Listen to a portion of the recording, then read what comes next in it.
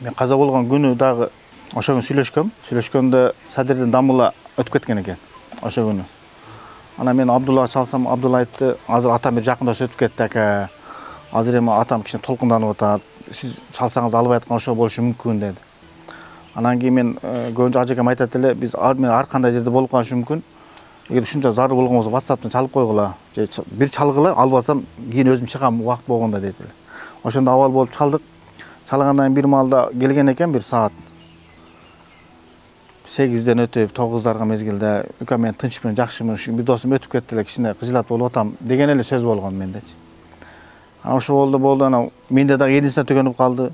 Анан түндө эжем чалгандан ойгонуп кеттим. Россияда чоң эжем ошо чалып атат. Чубак ушинтип катуу ооруп калыптыр деп. Мен азыр эле сүйлөштүм эже десем, жок ушундай деп ыйлап. Анан кимге же уланга чыксам, же улан албайт, жеңишке чыксам жеңише албайт, мелиске чыксам мелис албайт. Анан эле адамдар келип калды, таң калмал ушу Баңдатка чейин эле. Ошо акыл сүйлөшкөнүм ошо болду. Мен жакшымын, эми кичине досум кичине кыжылат болду, мен мисалы өзүмө келдим эми соронуп деп айтканда. Ошол болду акыл сүйлөшкөн. Ошо бойдон анан сүйлөшө албадым да. Ошол жердеги тууган агаларым келди дагы ушинтип бизге кабар келди Бишкектен, Асанжан айтты. Ошону эми атабызга жеткириш керек дегенден анан 1,5 километр кийинки үйдөн. Бул келсем, атам ошо вообще уктабат ошо күнүчү.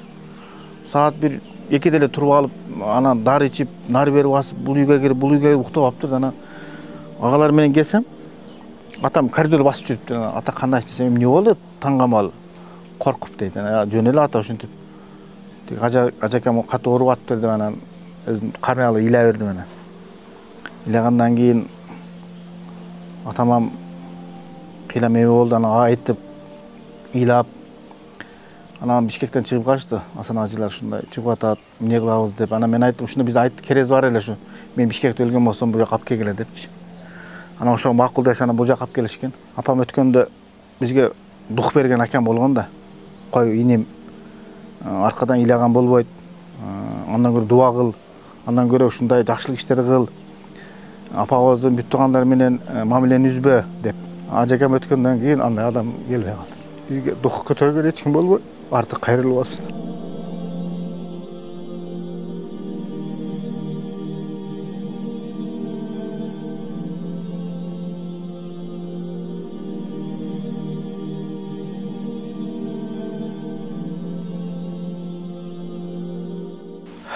Атабыз кайраттуу адам экен. Мен азыр баа берем да атама. Өтө кайраттуу адам экен. Атабыздын бир тууган дагы өтүп кеткен, апабыз дагы өтүп кеткен. Эми кээ бир жерде аял киши дагы берет да, поддержкалык кой депчи.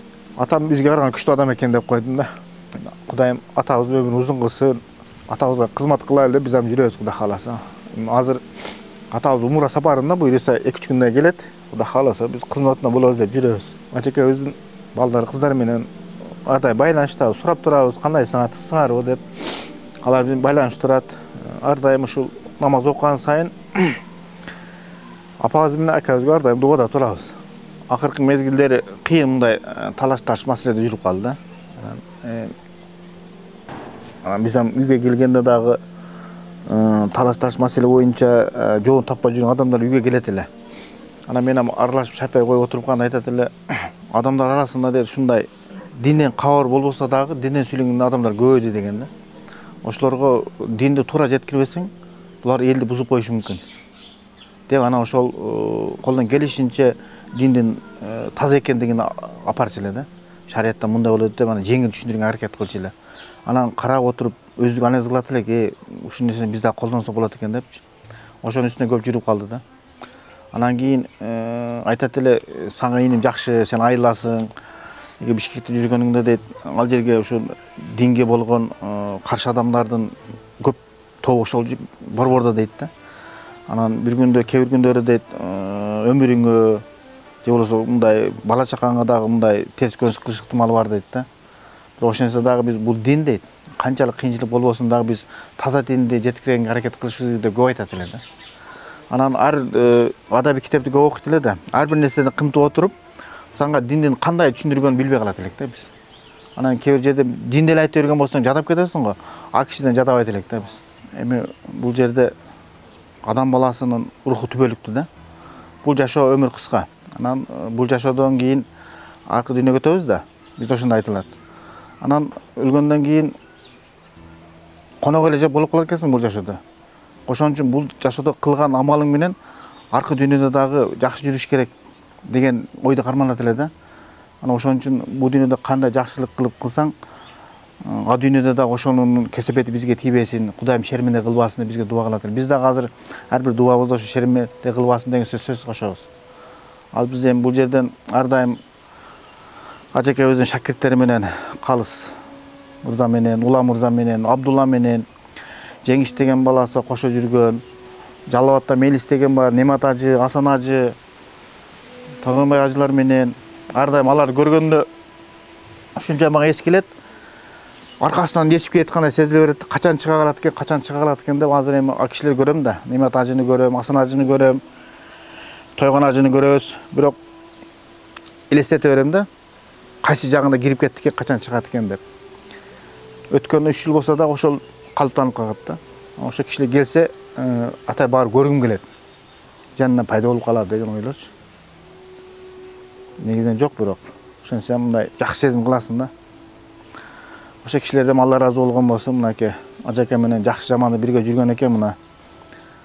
Ошо кишилерден Алла ыраазы болгон болсо, мынакей күндө бүгүн деле Калыс мырза менен сүйлөштүк, Улам мырза менен сүйлөштүк. Да көптөгөн адамдар менен сүйлөшөбүз. Ажекем урмат кылган адамдар, силер дагы келиңиз буйруса мынакей. Доктор адам бир мындай макала жазат да. Макала жазганда дейт, биз 8 барак катасын табып, ката ушу ката экен дегенде мени жаман көрүп дейт. Бар инсан да дейт. Анан мени окуудан айдан аракет кылышты дейт. Сауд Арабияда көзү көрүнгөн аягында шейхтер бар да. Ошолор келгенде силер суроо бербегиле деп айтчу экен да. Суроо бербегиле, ал сүйлөп кетет, анан кийин депчи. Анан келип мага айтчы деди, сен суроо бербегин деп айтчу экен. Биз ал мындай куратор келип, сен суроо бербегин, берип койбогун деп. Анан ошо келгенде дейт, буйталактап тура албайм, суроо берчү экен да. Анан маңыздуу суроо берчү экен. Анан ошол бир жолу Мекке мечитинин имамы келген экен. Ошол Умул-Кура университетине келип суроо бергенде, кимде суроо бар деп менде де кол көтөрдү. Менде де суроо бар, суроо бериптир. Анан өтө маңыздуу суроо берген окшойм дейт ошондо.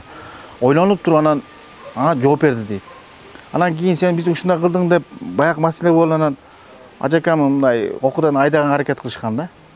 Бирок кийин Кудайдын кудуретине тиги ошол Меккенин имамы эсине келип, баягы бала кайта дегенде мен көрбөй атам дейт да. Анан ушундай кылып кеткен, аны кайра окууга кайтаргыла деп бир айткан жери бар да. Анан ошол киши ажакем айткан экен, сен мени китепканага кирип каалашынча пайдалан оку деген экен да. Бекер кирип пайдалан деп бир айткан жери бар да мен. Турмуштун кыйынчылык күндөрүндө апаңарды алганы билинет экен да. Акыйкаттачы.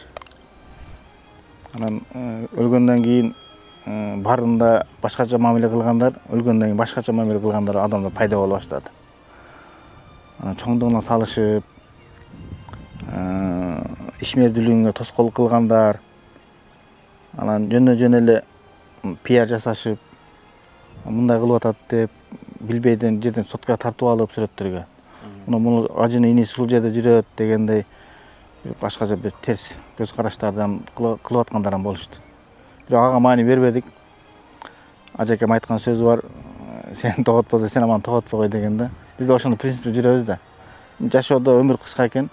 Анан бул жашоодо бирөөгө таарынып, анан бирөөгө кек сактаган менен бар болбойт экен ал нерсечи. Андан кийин адамгерчилик сыпат менен эле, жөнөкөйлүк касиет менен жүрсөң эле жакшы эле болот экен да. Анан канчалык кызматка барбагын, баары арканы бир кылчайып карап, ар дайым карапайым адам болсоң, жүрөгүң да таза болот экен да.